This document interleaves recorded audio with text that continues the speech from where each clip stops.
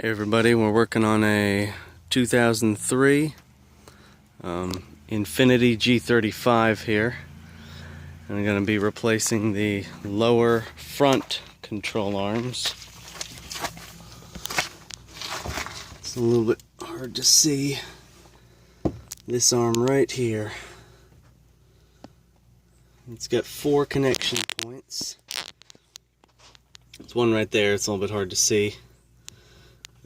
Where it meets a spindle, one right there for the shock, and then the tricky one, that one right there, the anti-sway bar end link, and then where it meets the body, or the subframe. So I get this one off first. If you can see, it's got a Allen spot in it where you can put an Allen in there to hold it while you turn the bolt. A lot of times that will strip out. So what I did, I sprayed it with PB Blaster a week ago, and I resprayed it about 20 minutes ago. And I'm gonna try and get that off without ruining the sway bar end link. You want a 6mm Allen to go in the hole, and a 17 open end wrench to there's my tools. A 17 open end wrench to turn the nut. Now you're gonna put the open end wrench on first. There. And you're gonna put the 6mm Allen in. Make sure it's nice and snug. If you're in a northern state, it might have rusted out a little bit. Now the trick here is, you don't want to turn with the Allen. You just want to hold that steady and hold it in place. You want to turn with the wrench, and hopefully it won't strip it out. If you feel it starting to strip, you might want to try something else. I want to try some heat on it. If you're replacing the sway bar end link, you can just use that trick where you pop the back off and then hold the ball with pliers. But I'm not replacing these end links, so hopefully won't mess them up. Let's see how this goes. That went rather well. Here's the nut, the washer that came off. I had to break it loose first, just using the wrench. It was pretty tight.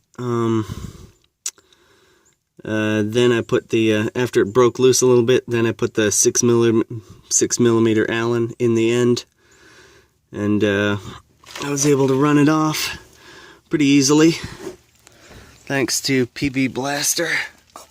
Stuff right here. If you don't have it, you need it for working on suspension and brakes.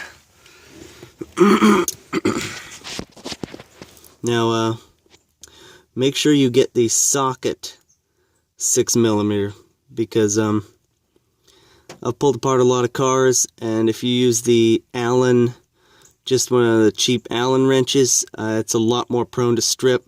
Also, you don't have nearly as much, grip. So you want a socketed Allen. This one's actually from Harbor Freight. You might do better with a better one though. So yeah, I'm pretty pleased with that. Now I just have to knock it out of there. Now when you go to hammer it out, don't hammer it on the front here, or you're gonna mess up the threads and you won't be able to put your nut back on when you're done. So you want to tap the housing gently, or just use a screwdriver between, you can't really see there, but between the ball joint and the housing it's going through. Just pry there with a screwdriver or a pickle fork or something.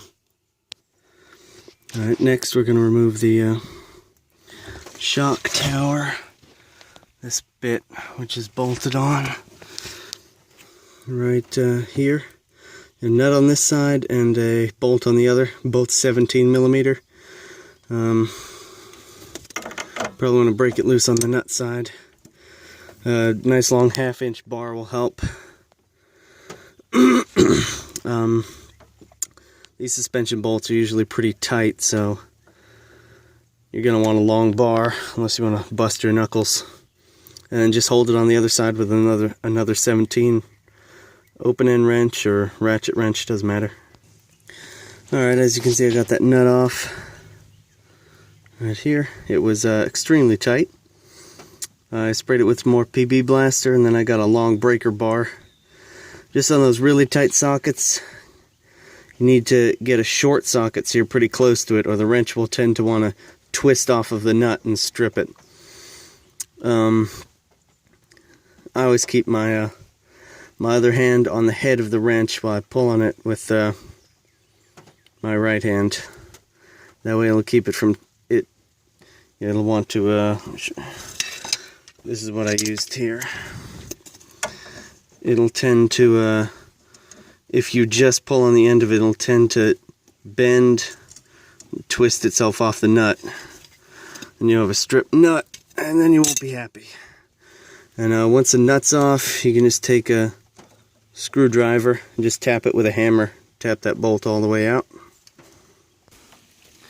Alright, I got that bolt out. I cut the wheel all the way over so we can get it, this bolt or nut right there. Now, to make this easier, you could remove the nut holding the upper control arm, and of course hit the housing on the side. Never hit your threads. That then you could lean this whole thing out of the way. That might make it easier. I'm not going to. Be aware if you do that, it may jump down because of the tension on the shock tower. And don't rip your ABS cable or your brake line or anything. But I'm just gonna get that nut off right now. Oh, one quick thing I forgot to note, it has a cotter pin through it. So you're gonna have to get that cotter pin out and then remove the nut.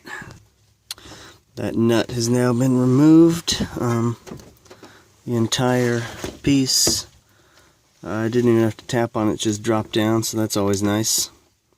That's out. Now it looks like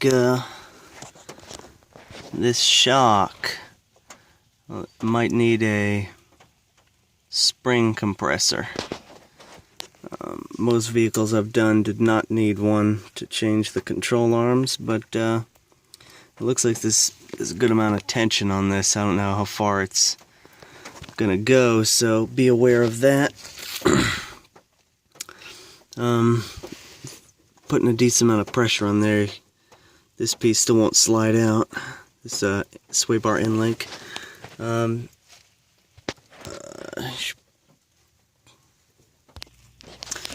After a bit of finagling, I got it out. There's the messed up bushing falling out. To get the subframe bolt out, the 19 on either side. Not a lot of space on this side unless you remove the tie rod from the hub assembly. Yeah, anyways, it was a little difficult getting this end link bolt to come out. Didn't want to come out. I had to. Oh, one thing I didn't note earlier. There's an actual nut here, 19 millimeter. That might help you breaking it loose. And if you strip this out of the, you will need this to run the nut off the end. But initially, to break it loose, you can probably use that. Anyways, let's go get the new part. Here's the new part. It's just a aftermarket brand, nothing special. Just gonna install this now. A little trick to get this end link back in. Just take a crowbar. I don't know if you can see, there's a couple little holes back there. Set in there on top of the anti-sway bar. Push down, and you'll actually be able to push it down. And kind of guide it back in the hole with your other hand. Next challenge, you'll be getting a subframe bolt back on. I'm going to do the same thing, put some pressure on it with this crowbar, and be able to pop that bolt back in. Let me amend that last little bit, I took the sway bar end link nut out. I put this one, the strut tower, shock tower, whatever, bolt in. Then I put the subframe bolt in. Both of those first, and then I put the crowbar through this hole and just leaned on it while I put the end link through. And the last thing to do after that is bolt all those back up and put this one back through. Make sure you've got it guided in already. Last note is don't tighten any of them till you've already got them all in. So even though I put these in, I put the nuts on, but I didn't tighten them up until you've done all of them, because if you tighten one up, it's a good chance you could cause another fastener to bind or something like that. So that's just about done. I'm gonna put it back together. Alright, so there's the arm finished, all bolted in. There's a couple tricks to it. But, one thing, these are side specific. Make sure you don't get the wrong one because of this housing that the end link goes through. The left goes to the left and the right goes to the right. They are not interchangeable. That's about it. Hopefully that'll help someone out. Yeah, bye.